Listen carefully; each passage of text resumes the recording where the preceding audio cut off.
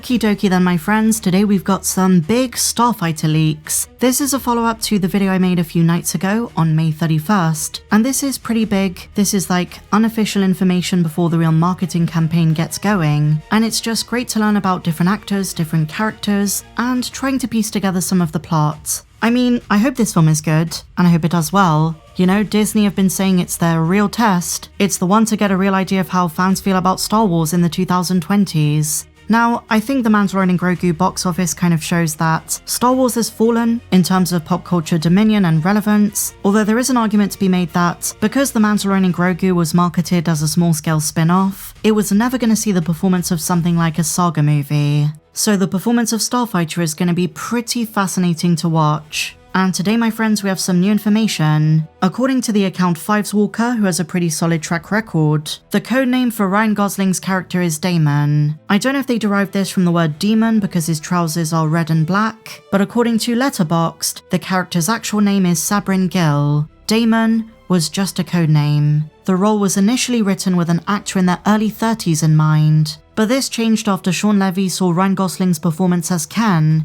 in the Barbie movie. And Damon is described as follows. He's a renowned pilot and war hero, but he doesn't like the fame. He wishes he was anonymous and wants to escape the spotlight. Like I said the other day, guys, because of his age, he's far too young to have fought in the Galactic Civil War. So instead, I think he's a veteran of the Resistance, and he might have known Leia after she left the New Republic.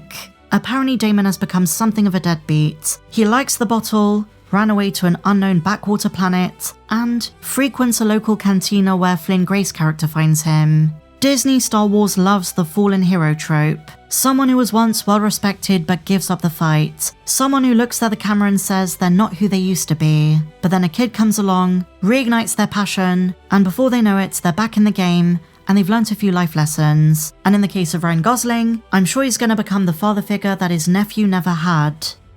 Over to the villains, my friends. Matt Smith's character's codename is Gerald. Now this guy is rather interesting because he's a weapons dealer, he's a warlord, but he doesn't have the Force, and he doesn't wield a lightsaber. The only true dark side wielder in this film is Mia Goth. It's not stated what kind of Force user she is, but her codename is Kia. In the case of Matt Smith's character, he was originally written to be very different. He was written for a much older actor in his 50s or 60s, and according to the source, 2 separate offers went out to established, big-name Oscar-winning actors, and both turned it down. Matt Smith, who already had ties to Star Wars through his cancelled role in The Rise of Skywalker, is the one person who said yes. Apparently he was very disappointed to have missed out on episode 9, but at long last, in the big year of 2027, he gets to live out his Star Wars dream.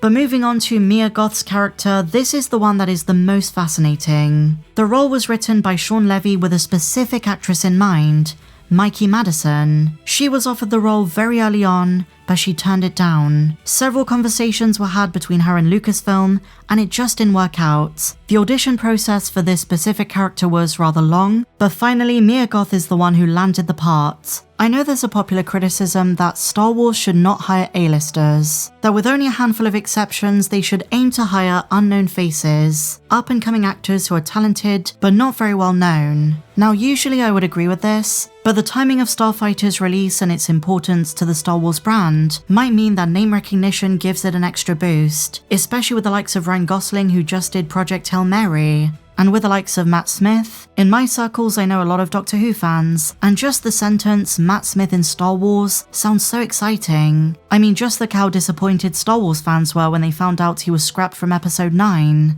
And one final thing just before we move on to our next topic. We have some new comments from Sean Levy himself. He says this: Ryan Gosling is a generational talent. He's someone I've admired and loved on screen for so many years across so many genres. But as a collaborator, from script development through prep, through the shoot and now post-production, I constantly advise with him and lean on him. And he finishes by saying that what's of extra value is that when you make Star Wars, you never forget the pressure. It's daily and it's global. And I know Sean Levy has his critics, but based on everything I've heard him talk about, it seems like he understood the assignment, understanding the themes and the magic that made Star Wars so special in the first place. Now, we don't have anything to go off, we don't have a teaser trailer yet, so it's impossible to know the kind of vibe he was going for, but based on everything we've heard, based on the fact it was one of the smoothest productions in Star Wars history, there is a lot to be excited about. But now, my dear friends, I need to address something which I would consider is the big elephant in the room, because based on some things I said a few days ago, a lot of people got the wrong end of the stick.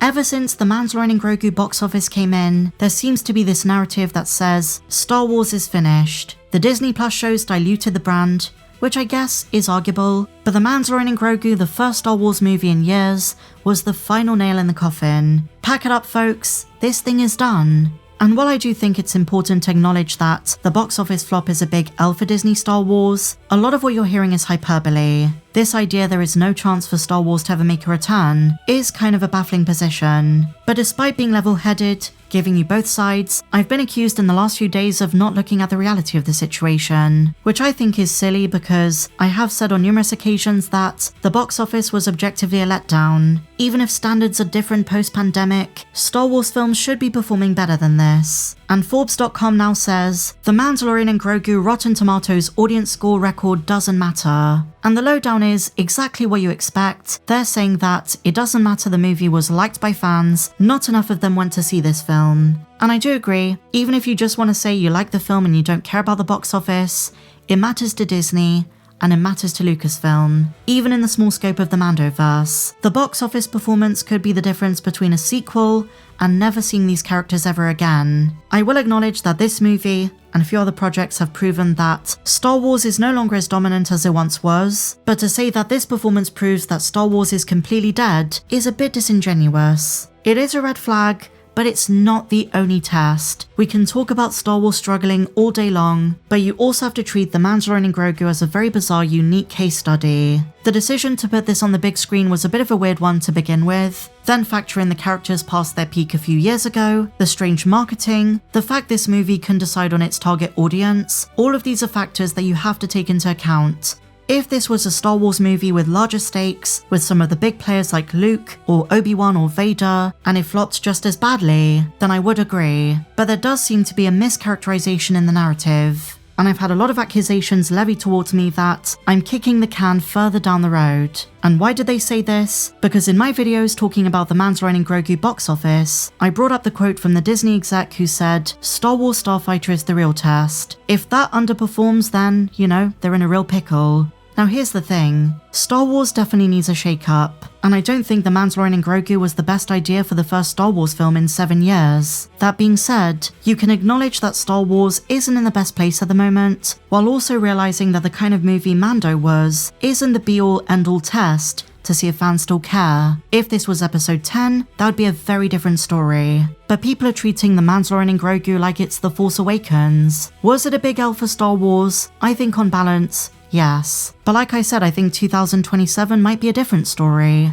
You've got the 50th anniversary of A New Hope, the theatrical re-release, which I think is going to bolster Star Wars back to the mainstream just a little bit. We have Star Wars Celebration, and I think Starfighter is going to benefit from all of that discourse, and the fact, of course, you have Ryan Gosling. And even in saying all of this, I just know once again someone's going to clip this, and fine. But if people want me to just come out and say Star Wars is dead, the brand is finished, let's jump on its corpse, I'm not going to do that.